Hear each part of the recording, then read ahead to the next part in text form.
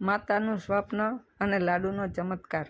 સાંભળો પપ્પા, ગઈકાલે રાત્રે મને ખૂબ જ ખરાબ સપનું આવ્યું.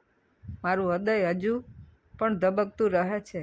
આશા વારવાર કહી રહી હતી, આજે ના જાઓ પપ્પા, કાલે જાઓ. આશાની છાતી અજાણ્યા ભયથી ધ્રુજી રહી હતી. મમ્મી, આજે જવું ખૂબ જ મહત્વપૂર્ણ છે.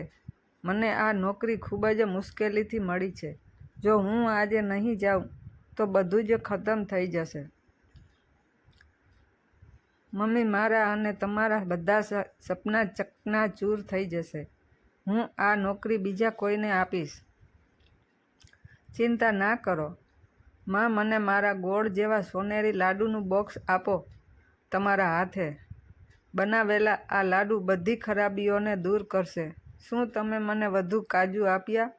અંબરે હસીને તેની માતાનો મૂડ હળવો કરવાનો પ્રયાસ કર્યો. પછી તે પોતાની બેગ લઈને સ્ટેશન તરફ ગયો. થોડા કલાકો પછી ટ્રેન અકસ્માતના સમાચાર ટીવી પર લાઈવ પ્રસારિત થયા. તે સમયે આશા રસોઈ બનાવવા માટે પડોશીના ઘરે ગઈ. અચાનક ટીવીનો અવાજ મારા કાનમાં આવ્યો. કઈ ટ્રેનનો અકસ્માત થયો? આશાની છાતી ફરી ધબકવા લાગી. પછીથી તેને ખબર પડી કે આ ટ્રેન હતી જે એમ્બર છે. તેણે અંબરને વારવાર ફોન કર્યો. ફોન રણક્યો નહીં. વારવાર પ્રયાસ કરવા છતાં કોઈ જવાબ મળતો નથી.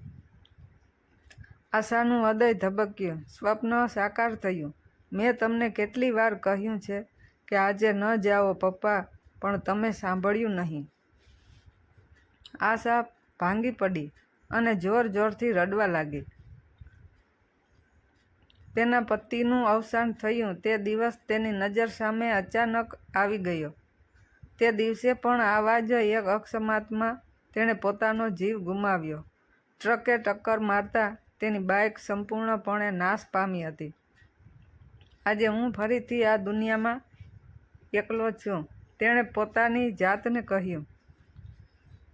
એટલામાં જ અચાનક ફોન રણક્યો. અંબરનું નામ જોઈને તેણે ઉતાવળે ફોન ઉપાડ્યો. પપ્પા કેમ છો? રડવાથી મારું ગળું ફાટી ગયું. હું બિલકુલ ઠીક છું મમ્મી, આજે એક ચમત્કાર થયો, અંબરે ખુશ થઈને કહ્યું.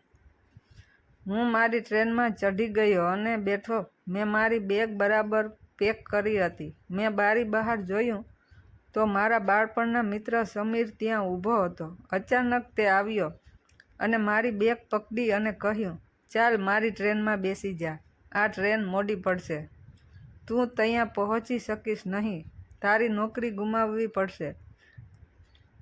ના કહેવાનો કોઈ ફાયદો નહોતો. તેણે મારી બેગ બળજબરીથી લીધી અને મને તેની ટ્રેનમાં ખેંચી ગયો. હું ગુસ્સાથી લાલ થઈ ગયો છું. એવું લાગતું હતું કે મારું સપનું પૂરું થઈ રહ્યું છે અને તે ત્યાં હસતો બેઠો છે, મારા લાડુના બોક્સ ખોલીને લાડુ ખાઈ રહ્યો છે. હું હવે વધુ સહન ન કરી શક્યો. મને એટલો ગુસ્સો આવ્યો કે મેં તેના હાથમાંથી લાડુ અને બોક્સ છીનવી લીધું. મારા હાથ પર એક નાનો ખંજવાળ પણ આવી ગયો. બસ એટલામાં જ જાહેરાતો શરૂ થઈ. હું જે ટ્રેનમાં હતો તેમાં થયેલા ભયંકર અકસ્માતના સમાચાર અને આપણી ટ્રેન ધીમે ધીમે બીજા ટ્રક પર આગળ વધવા લાગી. મમ્મી, સાચું કહું તો સમીરે આજે મારો જીવ બચાવ્યો. તારું સપનું ખોટું નહોતું મમ્મી. હવે સમીર ફરી હસવા લાગ્યો છે અને હું હવે તેની સાથે બેઠો છું, લાડુ ખાઈ રહ્યો છું. મમ્મી, મને નથી લાગતું કે તમે બનાવેલા લાડુ ક્યારેય આટલા મીઠા લાગ્યા હશે. જો તમને વાર્તા ગમી હોય તો લાઈક, કોમેન્ટ, શેર કરવાનું અને તમારા મૂલ્યવાન અભિપ્રાયો આપવાનું ભૂલશો નહીં.